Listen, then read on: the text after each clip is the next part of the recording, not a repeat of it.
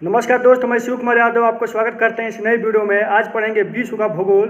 तो इससे पहले पृथ्वी पे तीन चीज़ उपस्थित है, उसको याद रखें। तीन चीज़ उपस्थित है।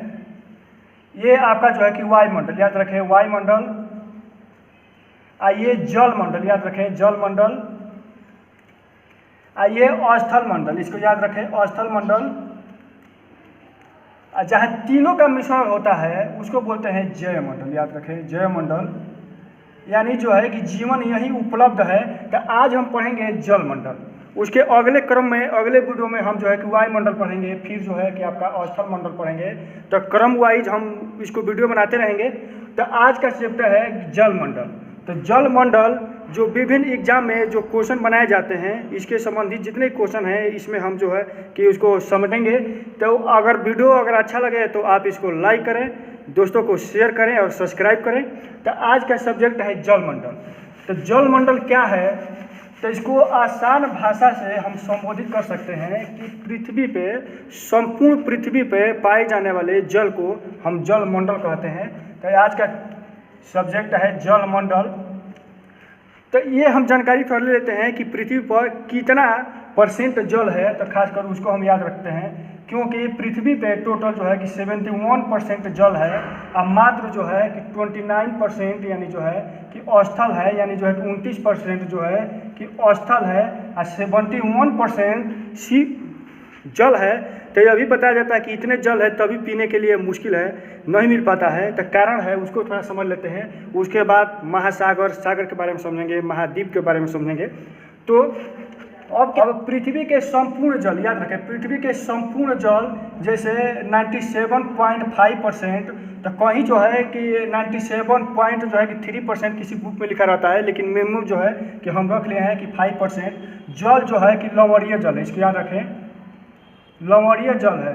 लवणीय जल मतलब इसको जो है कि NaCl भी बोल सकते हैं, NaCl भी बोल सकते हैं, यानी सोडियम क्लोराइड का मात्रा ज़्यादा है तो इसको जो है कि लवणीय जल बोल सकते हैं, या जो है कि खारा जल बोल सकते हैं। और इसको नमकीन जल भी बोल सकते हैं, नमकीन जल बोल सकते हैं। तो ये क्या है कि अगर ये भी पूछा जाए कि जो लवणीय जल है ये कहाँ पाया जाता है, तो इसको भी आप आसान शब्द से बोल सकते हैं कि सागर या महासागर में पाए जाने वाले जल को हम जो है कि लवणीय जल बोलते हैं। तो उसमें जो है कि NaCl का मात्रा ज़्यादा रहता है। अब क्या है कि जो मात्र जो कि 2.5% जो जल बचता है, तो इसमें जो है कि आपका NaCl का मात्रा कम रहता है। तो इसलिए इसको हम शुद्ध बोल सकते हैं, शुद्ध बोल सकते हैं, या जो है कि मीठा जल बोल सकते हैं। इसको खास कर याद रखें, मीठा जल बोल सकते हैं। तो ये जल आप पीने के लिए इस्तेमाल कर सकते हैं। इसी में भी है कि जो है कि 2.5% जो जल बचता है, तो शुद्ध जो जल है, तो इसमें सबसे ज़्यादा कौन से मात्रा में जल है, तो इसको भी याद रखें, क्योंकि 1.5% जो जल है वो बर्फ़ है। क्या है 1.5% जल जो है कि बर्फ़ है।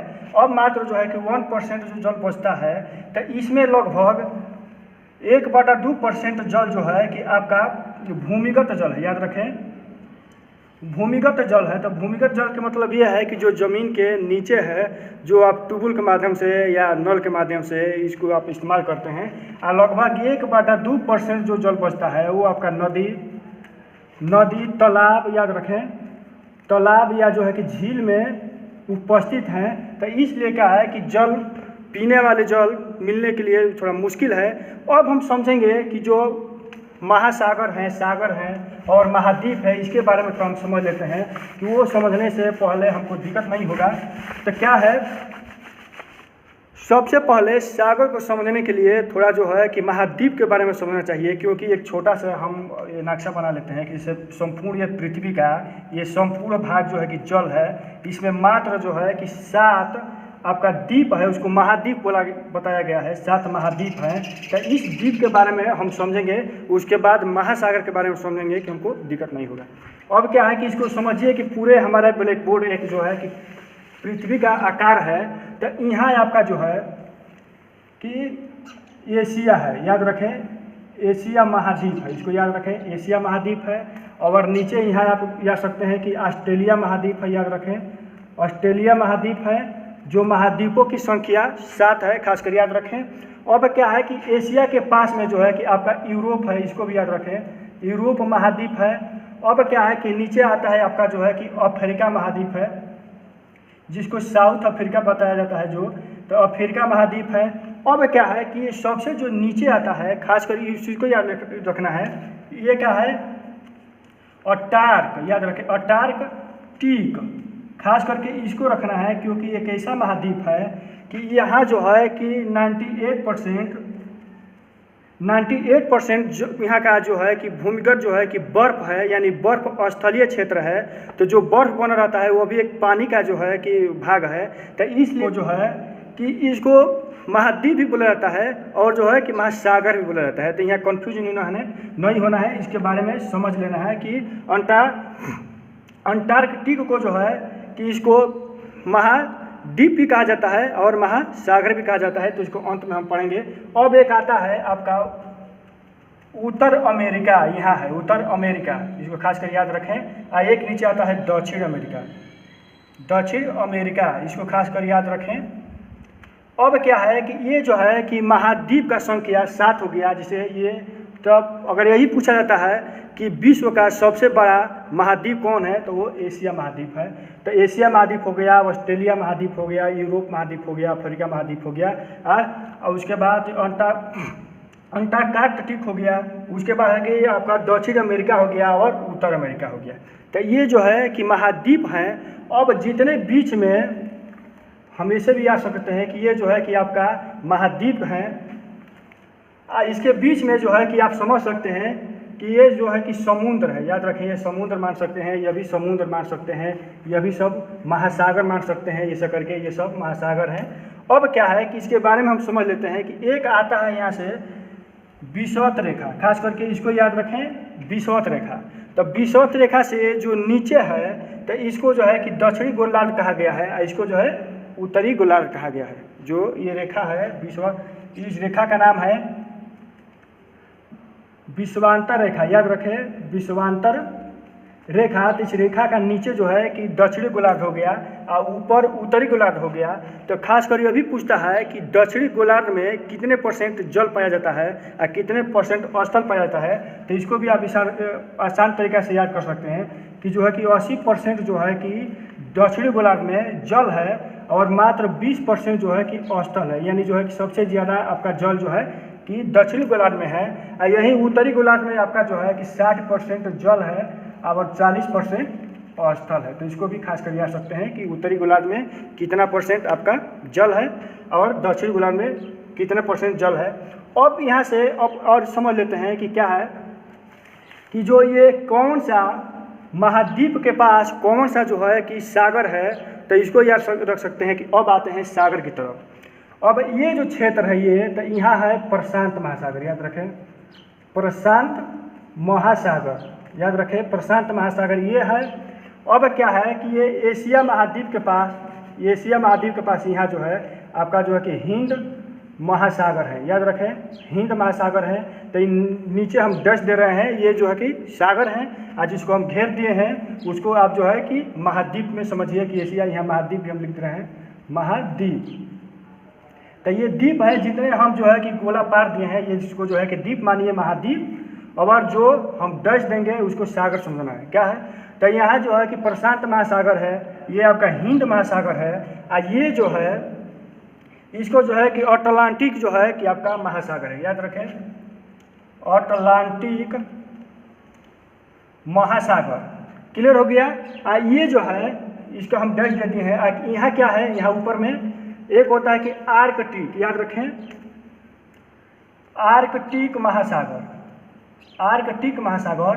तो अब खास करके ये कंफ्यूज होता है, बहुत जगह कंफ्यूज हुआ है कि जैसे ये प्रशांत महासागर है, इसको तो आप आसानी से याद कर सकते हैं कि प्रशांत महासागर, उसके बाद हिंद महासागर भी आसान कर सकते हैं, आसानी से याद कर सकते हैं। लेकिन ये जो है कि अटलांटिक जो महासागर है, उसके बाद आर्कटिक महासागर है, ये जो है कि अंटार्कटिक महासागर है। तो यहाँ लोग कंफ्यूज होते हैं, तो खास करके इसको ध्यान रखना है कि इसको उपनाम दे दिया गया है। क्या है, अटलांटिक महासागर को जो है कि औंध महासागर कहा जाता है, ठीक है, औंध महासागर कहा जाता है। तो खास कर यहाँ याद रखें। अब क्या है कि ये जो आर्कटिक महासागर है, तो इसको भी उपनाम दे दिया गया है, इसको जो है कि उत्तरी गोलार्ध या है उत्तरी ध्रुव महासागर कहा गया है। ठीक है, उत्तरी ध्रुव महासागर कहा गया है किसको? आपका आर्कटिक को। अंटार्कटिक है, जो अंटार्कटिक है इसको आप जो है कि दक्षिणी, याद रखें, दक्षिणी ध्रुव महाद्वीप कहा गया है या महासागर कहा गया है, क्योंकि इसको दोनों में विभाजित किया जाता है। ठीक है, तो ये खास करके हम समझ गए कि अब समझिए कि जो एशिया महाद्वीप है, तो एशिया महाद्वीप के पास में जो है कि प्रशांत महासागर है, वो सबसे बड़ा महासागर है। उसके बाद द्वितीय स्थान पे आता है अटलांटिक जो है कि महासागर है, ये दूसरा स्थान पे आता है।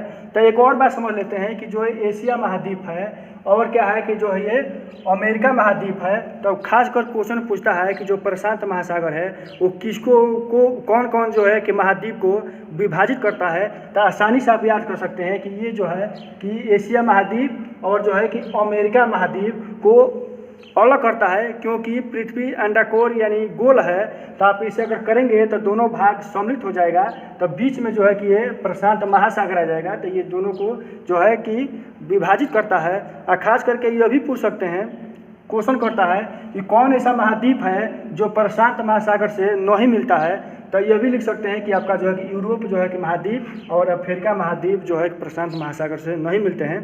तो अब क्या है कि थोड़ा हम नंबर वाइज से हम इसको समझेंगे कि हमको दिक्कत नहीं होगा, क्योंकि इसको भी थोड़ा समझ लेते हैं कि ये जो है कि अंटार्कटिक जो महासागर है ये थोड़ा एस टाइप का है इसे करके। तो इसको भी समझ लेते हैं खास करके कि ये जो आपका विश्वांतर जो रेखा खींचा गया है, तो विश्वांतर रेखा का एक क्वेश्चन आता है कि कौन सा सागर है जो कि आपका दक्षिणी गोलार्ध और जो है कि उत्तरी गोलार्ध में विभाजित है, या जो है कि उसका क्षेत्र फैला है। तो वो जो है कि आपका अंटार्कटिक जो है महासागर है, क्योंकि दोनों तरफ है। तो एक सीरियल वाइज से हम समझेंगे कि हमको दिक्कत नहीं हुआ। अभी इसको एक हम लिख लेते हैं। अब हम बना लिए हैं कि जो है कि प्रशांत महासागर का क्षेत्रफल क्या है। प्रशांत महासागर जो है कि विश्व का सबसे बड़ा महासागर है। तो इसका अगर लंबाई देखा जाए तो इसका जो है कि क्षेत्रफल आपका 16.5 जो है कि करोड़, याद रखें, करोड़ वर्ग किलोमीटर है। अगर इसका गर्त देखा जाए तो सबसे बड़ा इसका गर्त है जिसका नाम है मेरियाना गर्त, याद रखें, मेरियाना गर्त।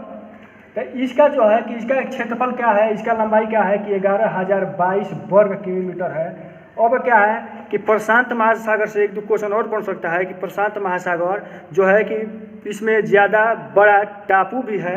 तो खासकर ये बड़ा है तो सब चीज़ इसमें संभव है। अब क्या है कि दूसरे स्थान पर आता है विश्व का दूसरा बड़ा जो है कि महासागर है, उसका नाम है अटलांटिक महासागर।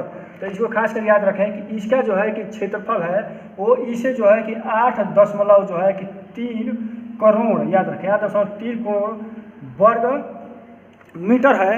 अब क्या है कि इसे एक और क्वेश्चन पूछा जाता है कि अभी हम बताएं कि जो आपका विश्वांतर जो रेखा खींचा गया था, तो ऐसा करके ये जो है कि आपका अटलांटिक महासागर था।